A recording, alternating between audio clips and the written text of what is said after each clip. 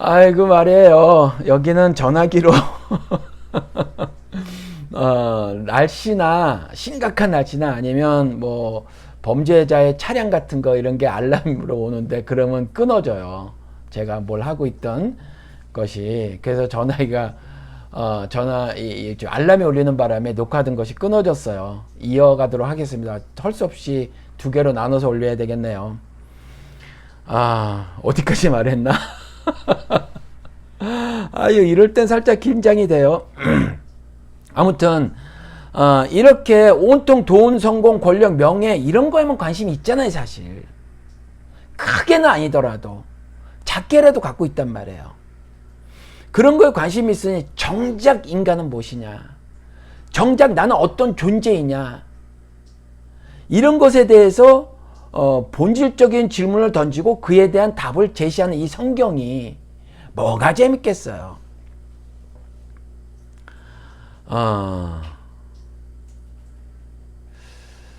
이렇게 먼저 말씀을 드리고요. 저도 재미가 없었는데, 저는 재미 붙인 게, 여러분들에게 좀 말씀을 드릴게요. 여러분, 제가, 이런 말씀 드린 거 기억하시나요? 제가 지금 방송을 6년을 했는데, 제 말씀은, 길어야 6개월이다. 제 말씀은 6개월 들으면 그 다음에 그게 그거다. 이것도요, 제가 잘난 척해서 그렇지 어쩌면 한 달 들으면 그게 그걸 수도 있어요. 길게 잡아줘야 3개월 들으면 그게 그걸 수 있다는 거죠. 근데 제 딴에는 한 6개월 잡은 거예요. 근데 6개월 들으면 더 들으실 것도 없다는 거죠. 맨날 그 말이 그 말이에요. 옛날에 유명한 뭐 목사님은 3년 이렇게 했어요. 그분도 양심이 있으신 분이죠. 그런데 저는요, 이렇게 말씀을 드렸을 때 이렇게 말할 수 있게 된 이유가 있다는 거죠. 그리고 이렇게 말을 할 수 있게 된 것이 불과 10년밖에 되지 않는다는 거야. 정확하게 딱 10년이라는 것이 아니라 10년이 안 될 수도 있고 10년이 조금 더 될 수도 있고 얼마 안 돼요. 이 정도밖에 되지 않아도 부끄러운 마음이 들지 않으면서부터 이렇게 말씀을 드릴 수 있었어요. 저를 적당히 숨길 수 있잖아요. 자꾸 제 설교를 들으며 살게 하기 위해서 저를 적당히 숨기고 계속해서 여러분들을 미혹할 수 있거든요. 그래야 제 사람으로 붙들어 두고 말이죠. 제가 인기 있는 목사가 되고 그렇잖아요. 여러분들 위해서 여전히 목사로 굴림 같은 거 막 할 수 있고 말이죠. 말이에요. 제 말씀을 굉장히 의미 있고 굉장히 가치 있고 막 배울만 하고 뭐 그렇게 제가 살짝 척할 수 있잖아요. 90년대부터 유행했던 이미지 메이킹이라고 하는 거. 이미지를 그렇게 만들어갈 수 있잖아요. 그렇잖아요. 지금은 현대인들 다 이미지 메이킹 하잖아요. 저라고 안 하겠어요? 어떤 거 있겠지. 가능한 한 솔직하게 살려고 하겠지만 이미지 메이킹 안 하면 살겠어요? 저라고? 근데 그 이미지 메이킹을 단번에 설교자로 깨부수는 말을 제가 했다는 거죠. 제 말 별로 들을 거 없어요, 여러분. 이게 그 말이잖아요. 이 말 한 지가 얼마 되지 않았다. 왜 그러냐? 왜 그러냐? 왜 그러냐 하면 제가 그 30대 때부터 질문을 가진 게 하나가 있었어요. 근데 그 질문에 대해서 답이 빨리 구해지기는 했지만 그게 머리에서 답한 거여서 이게 마음의 이해가 충분치 않았고 실제로 실천하는 건 매우 어려웠는데 뭐냐 하면 양당 간에 결정을 해야 한다면 제가 왜 가끔 그러잖아요. 물에 빠지면 누구 먼저 구할래 이런 거. 근데 그거 말이 잘 안 되잖아요. 뭐 우리 큰애도 맨날 그러는데 그런 질문을 해요. 아빠 만약에 이거 해야 되고 저거 해야 되면 뭐 이런 거 그런 거 있잖아요.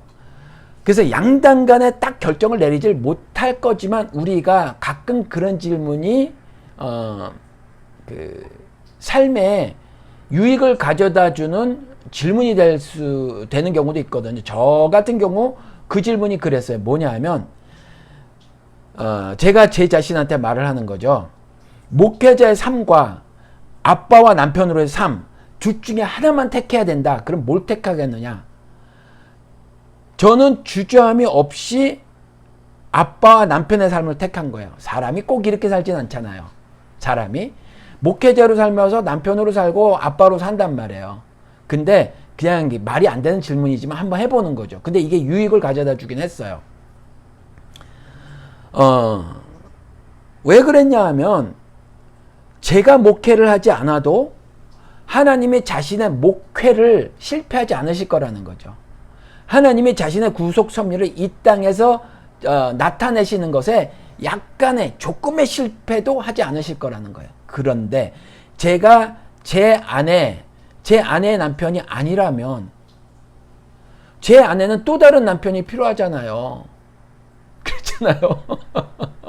제가 우리 아이들의 아빠가 아니라면 우리 아이들이 어떤 이상한 남자를 아빠로 알고 살아야 하잖아요. 그러니까 당연히 저는 남편과 아빠로 사는 것이 우선이란 말이에요. 그런데 이것들에 대한 구체적 실천에 대해선 여전히 마음이 여러 가지 상황에 맞닥뜨렸을 때 마음이 그때그때마다 충분한 이해를 하지 못했더라.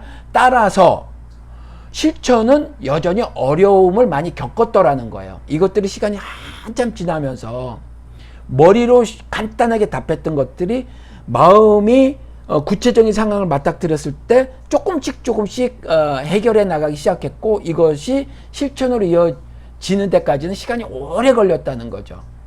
오래 걸렸어요. 무슨 말씀을 드리는 거냐 하면 제가 설교자로 실패한 인생이다. 혹은 설교자로 본전이 별로 없는 인생이다. 어떤 사람은 3년이라고 얘기하는데 사실 이렇게 말하는 사람도 거의 없어요. 제 생각엔 없지 싶어요. 이 사람이 워낙 유명한 사람이어서 저도 이 사람 이야기를 들은 것 뿐이죠. 근데 없지 싶어요. 그냥 무궁무진하게 하나님의 이름을 말하면서 말이죠. 무궁무진하게 나는 말할 게 많은 사람으로 말을 하죠. 근데 제가 가진 본전이 딸랑 6개월짜리라고 하더라도 괜찮다는 거예요. 왜냐하면 저는 설교자의 인생이 실패하거나 혹은 본전이 얼마 안 되는 거라고 하더라도 저는 저기 때문에 무슨 말씀이냐면 조금 전에 제가 성경에서 하나님의 모습과 형상을 가진 존재라고 저를 말을 해놓고 있다라는 거예요. 이것으로 저는 자존감이 있다는 거죠. 그냥 제가 요따만한 역할을 밖에 못 받았어요. 설교자의 역할이 딸랑 6개월짜리예요. 괜찮아요. 괜찮다는 거예요. 명예 6개월 설교하고 나면 본전이 다 바닥이 나는 드러나는 설교자다. 이런 평가가 괜찮다는 거예요. 이것을 다 상쇄시킬 만큼의 어떤 큰 자족감이 저한테 있는데 그 자족감이 뭐냐면 만족감, 스스로 만족하는 자족감이 있는데 이게 뭐냐면 나는 하나님의 자녀다라는 거예요. 이 땅에서 제가 큰 성공을 거두지 못한다고 하더라도 괜찮다는 거예요. 그래서 제가 여러분들에게 드렸던 말씀이 뭐였어요? 하나님은 크기를 보지 않으신다. 사이즈를 보지 않으신다. 게다가 금그릇이냐 은그릇이냐 거기에 다이아몬드 잔뜩 박혔느냐 아니냐 이게 문제가 아니다. 토기면 어떠냐는 거예요. 이것을 쓰고 말고는 하나님의 뜻에 달려있다는 거죠. 그래서 저는 그릇이 크냐 마냐 이거 안 따진다는 거죠. 그런데 교회에서도 여전히 세계적인 주의 종 그러면서 크기를 따지더라. 하나님은 그 안에 무엇이 담기느냐만 보신다는 거예요. 무엇이 담기냐. 그래서 굳이 말하면 저는 그릇론을 버리고 산다는 거죠. 물론 무엇이 그 안에 담기는 물 있잖아요. 그걸 생각하고 산다는 거죠. 5달란트, 2달란트, 5달란트 가진 자야 네가 2달란트 가진 자보다 더 훌륭하도다, 더 가치 있고 의미 있는 삶을 살았도다 라고 그리스도께서 말씀하지 않으신다는 거예요. 2달란트를 받았던 5달란트를 받았던 땅에 묻어두지 않고 사용했으면 그것으로 만족하시더라. 하나님이 나를 지으신 그분이 나를 만족해 주시면 그것으로 족하도다 이거죠. 6개월짜리면 어떠냐는 거예요. 6개월 만에 설교자로서 바닥나는 얄팍한 지식의 소유자면 어떠냐 이거죠. 제가 하나님 앞에 그리고 여러분들과 교제를 나눌 때에 하나님과 교제를 나누고 여러분들과 교제를 나눌 때 제가 그냥 진솔하면 되는 거잖아요. 그렇기 때문에 아하 성경에선 그거 말하고 있었는데 자신의 모습과 형상을 닮은 존재로 사람을 말하고 있었는데 그게 나구나. 내가 정작 추구해야 될 것이 이거였구나. 왜 이전에 세상이 워낙 사납고 거칠고 게다가 광포한 힘을 가지고 있는데 그 힘을 광포하게 사용해서 내 삶의 뺨을 치고 내 삶의 복부를 걷어차서 내가 이리 쓰러지고 저러 자빠졌을 때 그때도 여전히 왜 그것에서부터 벗어나기만을 바랬던가 그런 피폐한 육신의 삶에서 벗어나기만을 바랬던가 정작 숭고한 존재로서 하늘의 일체의 비밀을 알아서 풍부에 처하든 비천에 처하든 세상이 싸나워 내 뺨을 치더라도 내 삶의 복부를 있는 힘껏 걷어차서 내 창자가 파열됐다고 하더라도 하나님의 입으로부터 나오는 모든 말씀으로 내가 살아내어 하나님의 모습과 형상을 닮은 자로서 그 영혼의 존재가 살아가는 그 삶의 가치와 의미를 내가 왜 몰랐었던가. 이해가 되시죠? 그러니까 6개월짜리라고 해도 괜찮은 거란 말이에요. 그런 게 발견이 되지고 나서 그런 것들이 일단 머리가 살짝 캐치를 했잖아요. 마음은 아직 충분한 이해가 되지 않는다고 하더라도. 그러니까 그때서부터 구체적으로 읽어나가기 시작하는 거죠. 그래서 제가 여러분들께 제 간증을 들려드렸던 것이 미국에 와서 쇠가 빠지게 살았는데 어떤 사람이냐 하면 한국의 구로동에 있는 얼마 전에 가난한 남아시아 국가에서 이민 온 아니면 파키스탄에서 이민 와서 간신히 공장 같은데 찬밥에 김치덩어리 하나 얻으면 살아가는 둥 마는 둥 그런 사람들이 미국에 이민 온 이민자거든요. 한인 이민자. 제가 그렇게 살았단 말이에요. 많은 이민자들이 그렇게 살았어요. 그렇게 매우 힘들고 어려웠죠. 그렇죠. 그러다 보니까 제가 던진 질문이 그거였단 말이에요. 내가 이렇게 살려고 미국에 왔나? 이렇게 살려고 미국에 왔나? This is the life that I wanted to live. 이게 내가 살기를 원했던 삶이냐? 이런 생각이 들었다는 거예요. 그러다가 동물의 왕국에서 사자들이 물소 잡아먹는 거 보고 먹거리를 위해서는 짐승들도 최선을 다하는구나. 이게 뭔가? 이런 질문이 들었다는 거잖아요. 내 육신의 삶만 도모하는 것은 보니까 짐승들도 다 하더라.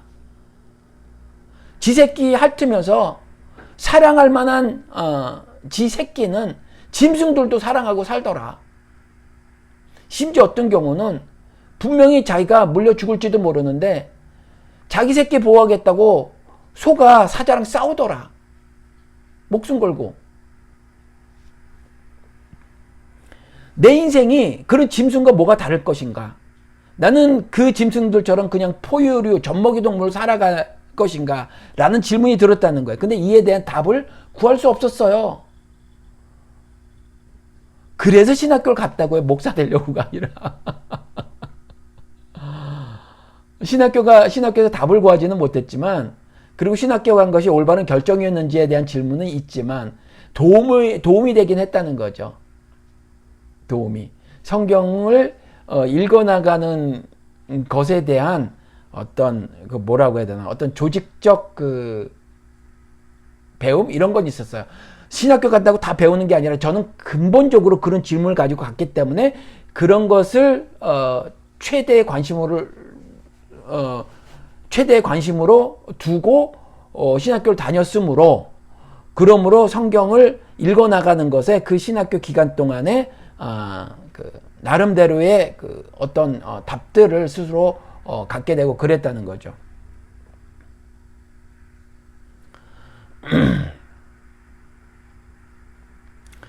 제가 인생을 다르게 해석을 했죠. 돈, 성공, 권력, 명예 이런 걸 거머쥐는 것으로 내 인생의 가치와 의미를 두지 않게 되었어요.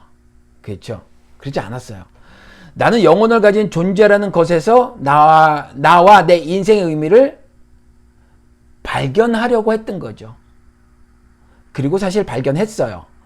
그러니까 제가 가진 것이 딸랑 요거밖에 없어.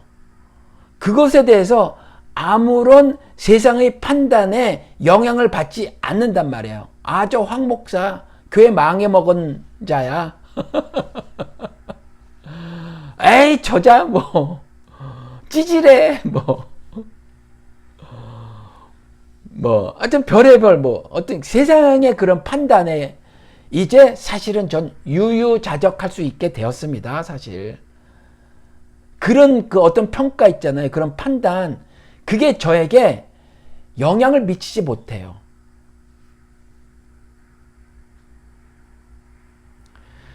그래서 여러분, 감히 제가 스스로 이런 단어를 쓰면 교만해 보일 수 있겠지만 제가 말씀드리는 의미를 조금만 좀 생각을 해서 들어주시기를 부탁을 드리면서 이렇게 말을 해볼게요.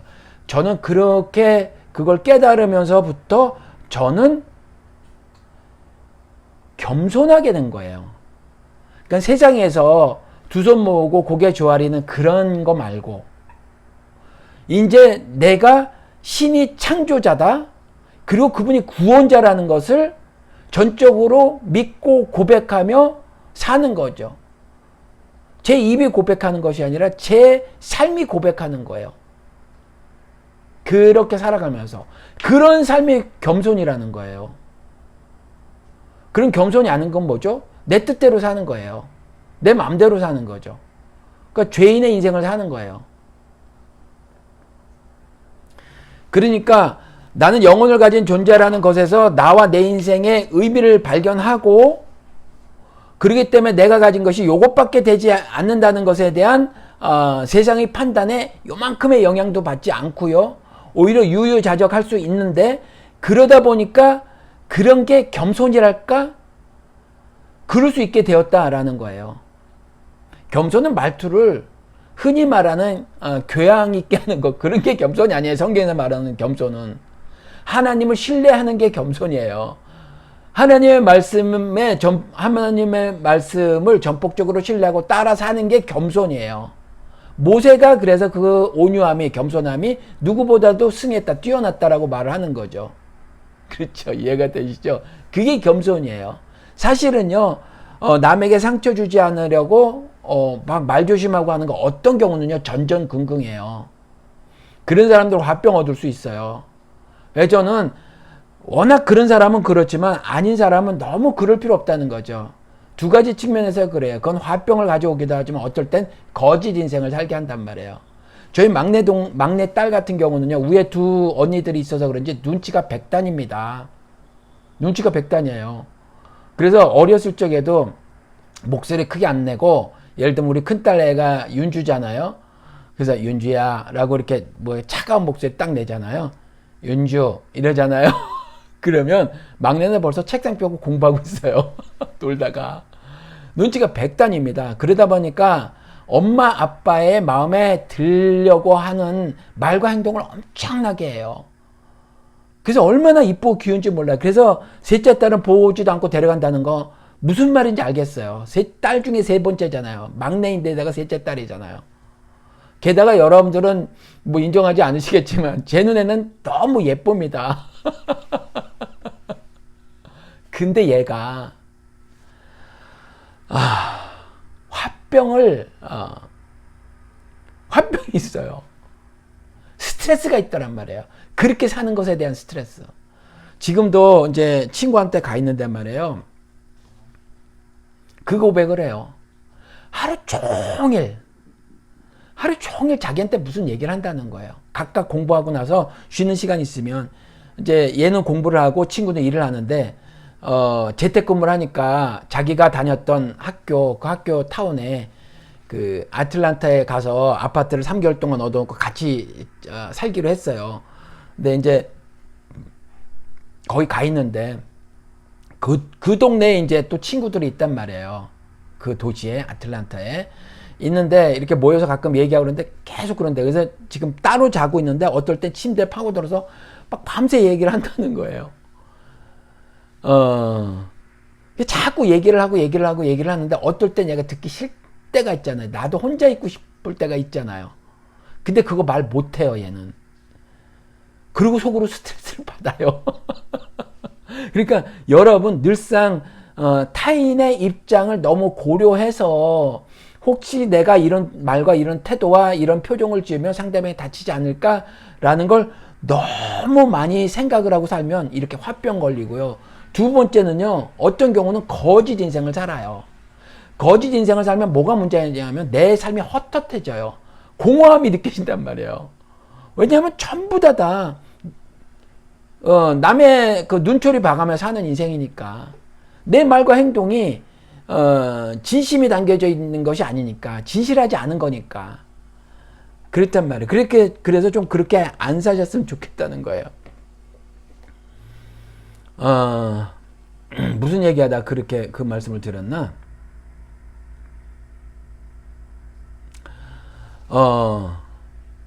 겸손. 그렇죠. 그래서 겸손은 정말 하나님의 말씀을 전폭적으로 신뢰하고 따라 사는 게 겸손이지, 그렇게 상대방의 마음에 늘 흡족한 말과 표정과 행동을 하는 거, 이게 겸손이 아니에요.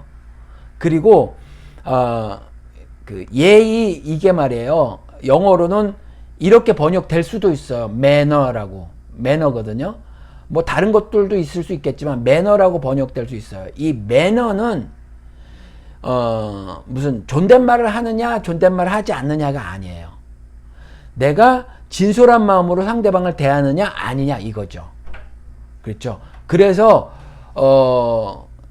그 매너를 갖는 게 중요하지, 그냥 내가 단순히 존댓말 하는 것으로 그것이 뭐 흡사 내가 교양 있는 사람이냐 겸손한 사람이냐 해서도 곤란하다는 거예요. 이민사에서 그런 일들이 많이 있거든요. 교회에서 나이 적은 사람한테도 존댓말 탁탁 하잖아요. 그러면서도 실제는 다른 교회만 가면요 서로 원수가 돼요. 다시는 안 본단 말이죠. 매너가 떡인 거예요. 그렇죠.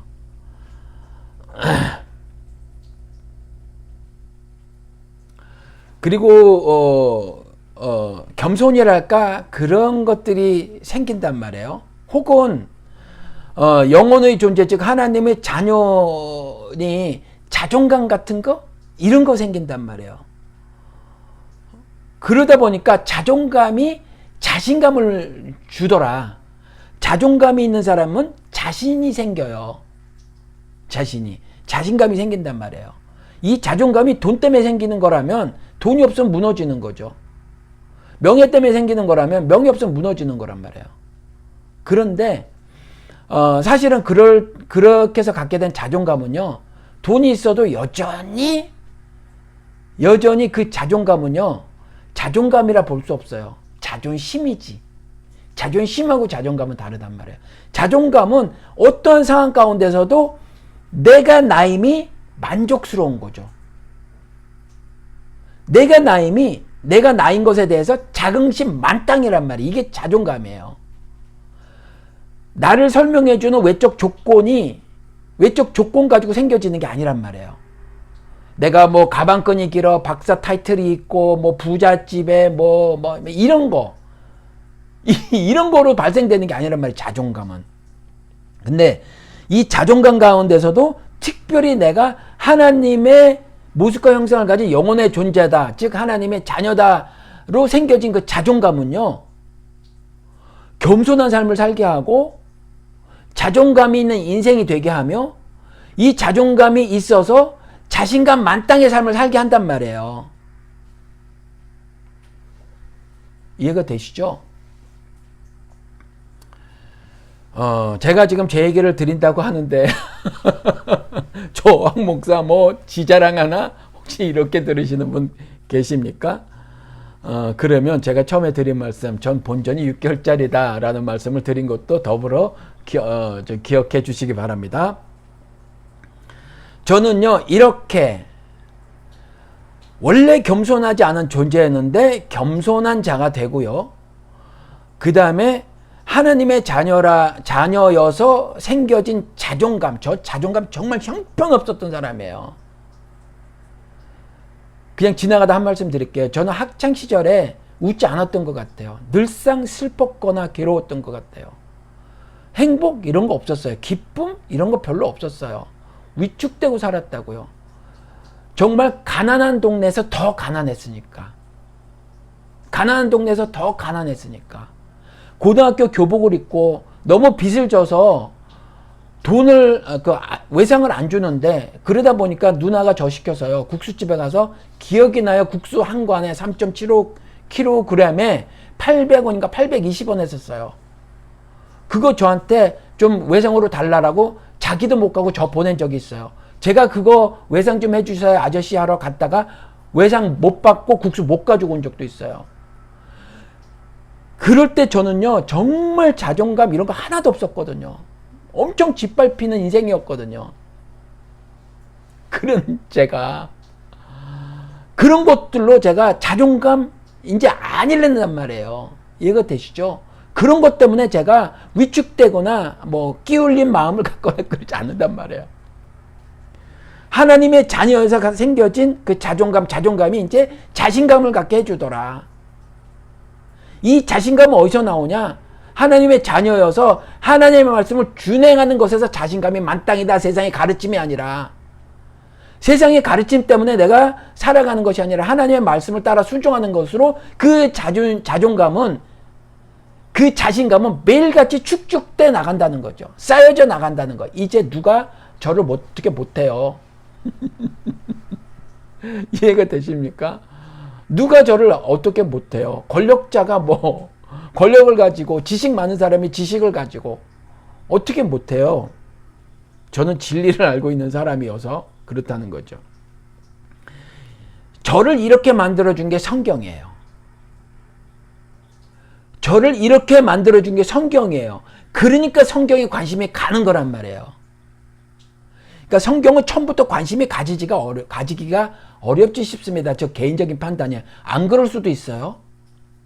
그냥 저 개인은 그랬다는 거예요. 저 개인은. 그리고 상당히 많은 분들이 그럴 것 같다라는 생각이 들어요. 그러니까 성경이 사실 내 삶하고 관계없어 이래서 재미없어요. 근데 내 삶에 대해서, 아니 나에 대해서 매우 구체적으로 써놓고 있더라는 거예요. 이것이 발견되지니까 재미가 있더라.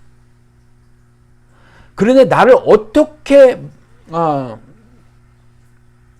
말을 해놓고 있는가? 영혼의 존재다.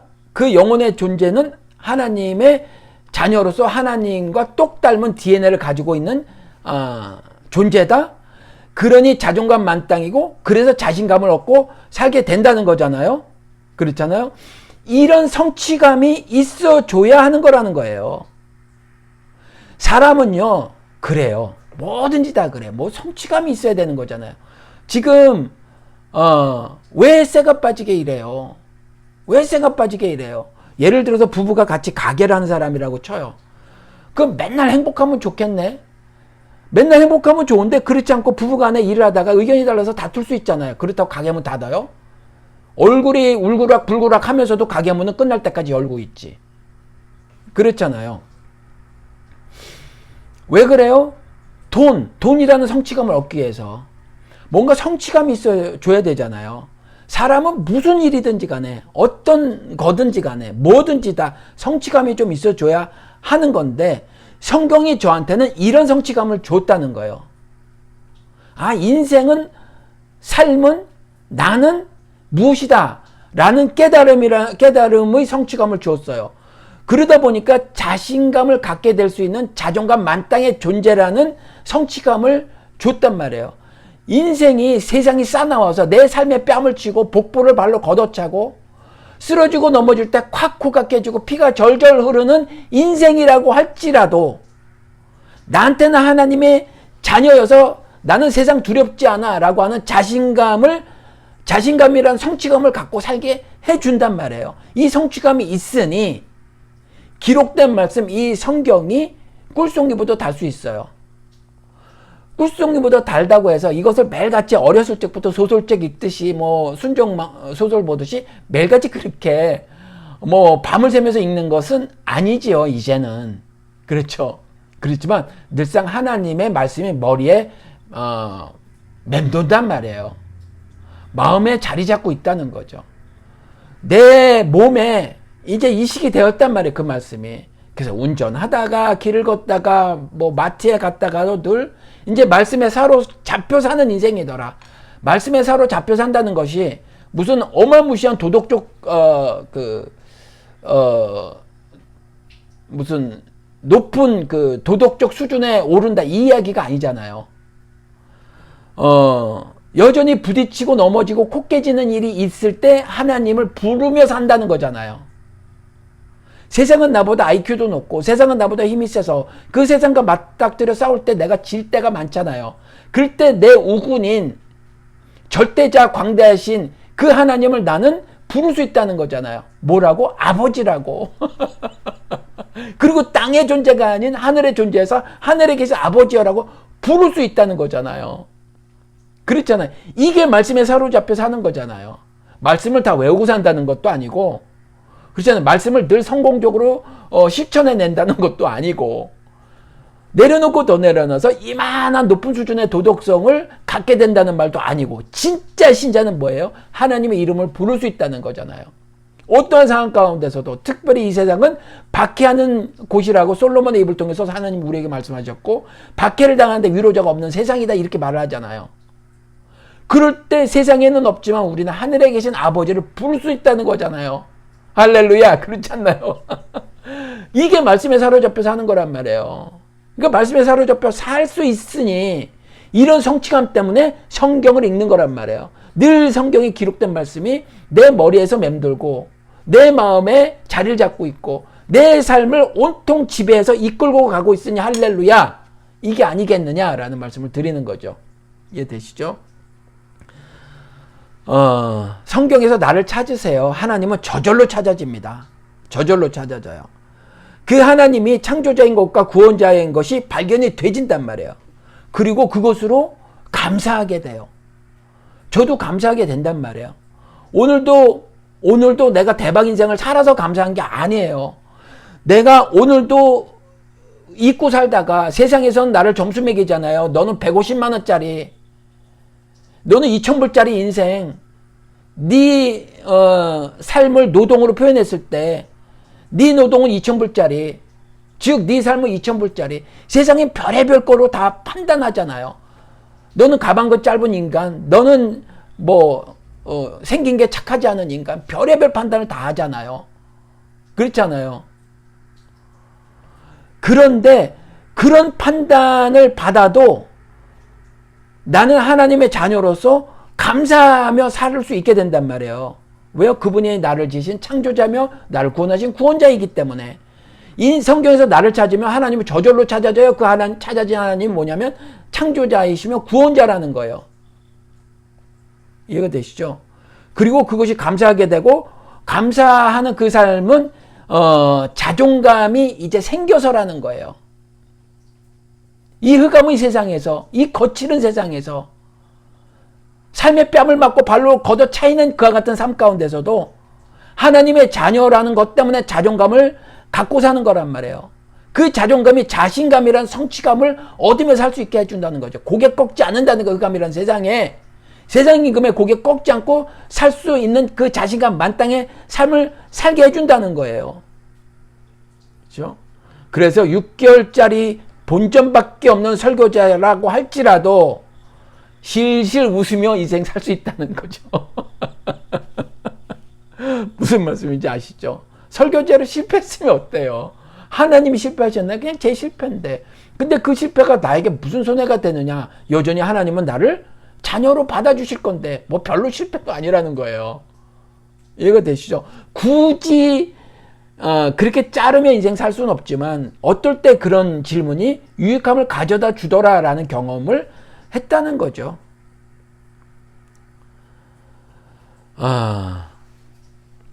하나님이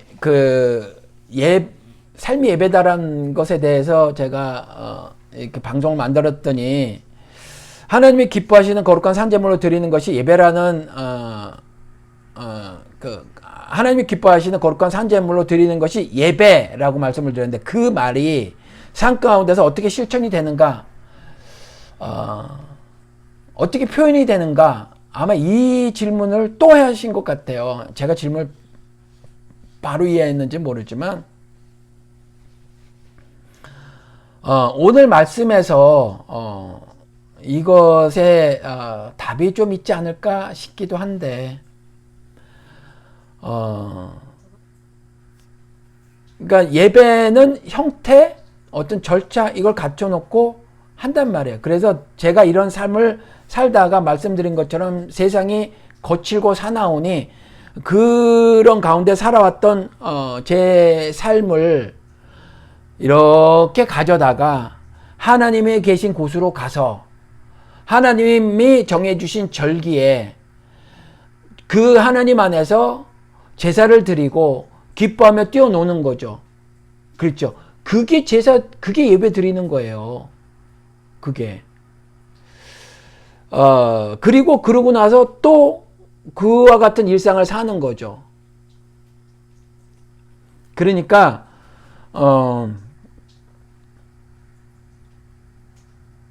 예배를 드릴 때 내 삶을 담기는 하니까, 삶이 예배라고 할 수 있지 않겠느냐라는 말씀을 하시는 듯 한데, 그 예배는 삶의 일부라는 거죠. 예배는 삶의 일부라는 말이 그러면 삶의 일부가 예배라는 말이냐 그렇게 되기도 한다라고 말씀하셨는데 그건 약간 버벌라이징에 동의하지 못하는 부분이 발생하는데 왜 그러냐 하면 그러면 구제도 삶의 일부인데 그러면 삶의 일부가 구제냐 아니면 기도도 삶의 일부고 금식도 삶의 일부인데 삶의 일부가 금식이다. 삶의 일부가 기도다. 이렇게 말하는 것은 모두에게 동의를 구할 수 없는 도구마로의 설정이 가능하지 않다. 이런 거죠. 그래서 삶의 일부가 예배라는 말은 예배가 삶의 일부다. 이렇게 말하는 것에 불편함이 있다는 거예요. 문자적 표현으로는 가능하지만 문자적으로 동의가 가능하지 않을 수도 있거든요. 표현이 가능하지만 동의가 가능하지 않은 경우가 있어요. 그러니까 문학적인 표현, 즉 수사학적으로 문제가 발생할 수 있으니 도구마로 삼을 수 없다는 거죠. 만약에 제가 조금 전에 말씀드린 것처럼 하나님 아버지라고 고백을 하면 아버지께 가는 거죠. 하나님 계신 곳으로 가는 거예요. 가서 아버지께 저간의 사정을 말씀드리는 것으로 예배를 이해하시면 어떨까 싶은 거죠. 그리고 그 예배를 그러니까 제가 형태 절차 이렇게 말씀을 지난번에 드린 거예요. 그리고 예배를 드리고 또 하나님과의 교제를 나누고 그 동일한 성격의 삶을 사는 거죠. 그러니까 거룩한 산제물로 하나님 기뻐하시는 거룩한 산제물로 나를 하나님께 드리는 거, 바치는 거, 이것이 마땅히 드릴 영적 예배인데 그렇게 드리는 거에 가서 희생 제사, 회개의 제사잖아요. 그렇잖아요. 희생 제사란 말은 회개의 제사예요. 하나님께 지난 삶을 토설하는 거죠. 그렇죠. 그래서 이 학대받는 세상에서 그릇된 모습에 상처받는 그릇된 모습을 살았거나 상처받은 점들이 있으면 하나님께 토설하고 하나님께 기도를 하는 거예요. 그러면 그 기도가 하늘로 올라가는 거죠. 성도의 향기라고. 이게 제사였어요. 설교 듣는 게 제사가 아니라 내가 기도하는 게 제사였단 말이에요. 그리고 죄 용서함의 메시지 한 문장의 메시지를 듣는 거죠. 내가 너의 죄를 사하노라 라는 하나님의 음성을 듣는 거예요. 하나님의 말씀을. 그렇죠. 그래서 감사 제사가 되는 거란 말이에요. 그 죄사함의 메시지가 뭐죠? 이집트라는 세상에서 건져낸 거. 그래서 죄사함의 메시지를 들었잖아요. 그럼 세상에 나가서도 그 이집트라는 세상에서 빛과 소금으로 구체적으로 사는 거죠. 그게 나의 몸을 거룩한 산제물로 드리는 마땅할 영적 예배의 구체적인 실천이란 말이죠. 똑같은 말씀을 지난번하고 같이 드리는데 어느 지점을 제가 질문을 이해 못하는지 잘 모르겠어요. 아니 그게 아니라 질문을 이해를 어쩌면 못하는 건데 잘 모르겠다는 거죠. 어떤 걸 이해를 못하는 건지 잘 어찌 보면 못하는 걸 수 있어요. 저한테 전화를 다른 분도 해오셨는데 뭔가 구체적인 실천을 하며 살아야 하지 않을까에 대한 고민을 많이 하셔서 아들하고 나가서 이번에 검찰개혁 그 시위를 1인 시위를 하고 왔다. 2인 시위겠죠. 아들하고 같이 가셨으니 이 부분도 그러니까 하나님이 기뻐하시는 거룩한 산제물로 나를 드리는 것에 대한 제사를 구체적으로 실천하는 것이 되겠죠. 그 제사를 드리고 나서 이제 하나님께로부터 죄사함의 메시지를 듣고 이제 나가서 그 흑암에서 빛으로 살아감의 실천을 하는 것이겠죠. 모르겠다. 말이 좀 그 말이 그 말인 듯 그렇게 들으실 수 있겠다 싶어요. 예배에서 예배를 여러분 제가 지난번도 말씀드린 것처럼 형태 절차 이렇게 따로 있는 것이다라는 거죠. 그래서 바울처럼 몇 년 동안 자기의 일상을 살다가 하나님 앞에 나와 하나님께 예배를 드린 바울의 모습에서 우리도 매일의 삶을 살다가 하나님 앞에 나와서 신령과 진정으로 예배를 드리는 거예요. 그렇죠? 그런 한 삶의 조각, 그렇죠? 우린 삶의 여러 조각들이 있죠. 부분들이 그런 예배라는 삶의 한 조각의 모습이라는 거죠. 삶의 한 조각의 모습으로 예배라는 것을 드리는 거다라는 거예요. 설명이 충분히 되었으면 좋겠는데 아무튼 오늘은 여기까지 하겠습니다. 감사합니다. 안녕히 계십시오. 두 편으로 나눠서 올릴 수밖에 없는데 1편이 이렇게 종료가 되지 않고 딱 저절로 끊어진 것이어서 여러분들에게 양해를 다시 한번 구합니다. 안녕히 계십시오.